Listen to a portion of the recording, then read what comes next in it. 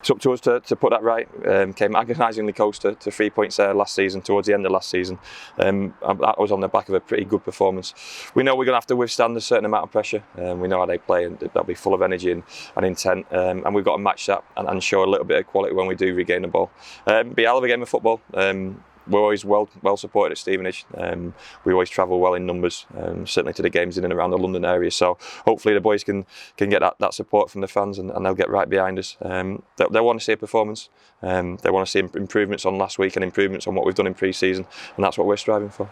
Does it help that it wasn't too long ago since when we played there, obviously towards the end of last season?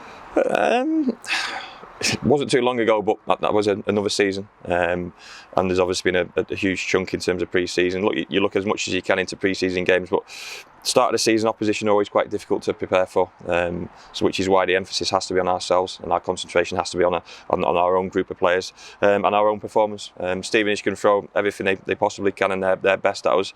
We've got to try and match that with our best and see who comes out winners on the day. I'm sure they'll be raring to go.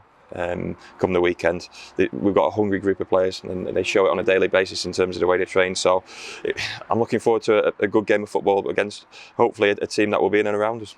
Just thinking back to that last game as well, it's a game where Randall Williams really impressed, and he also picked up man of the match against Macclesfield as well. How much are you looking forward to seeing him develop over this season? He's got to keep playing. He's got to keep playing well. There's so much in terms of areas to improve for Randall. Obviously his performance second half showed what he's got when he gets the ball, and he gets the ball in a bit of space. But he's got to affect the game when you know his natural game in terms of his 1v1 attacking play isn't an option for him, and the game's in a different part of the pitch. So lots of work to do in terms of Randall. He's a young player, and we brought him in for the right reasons. We'll keep developing him, and as long as he stays honest with his work rate, then he'll get the rewards off the back of that. Any injury concerns going into the game?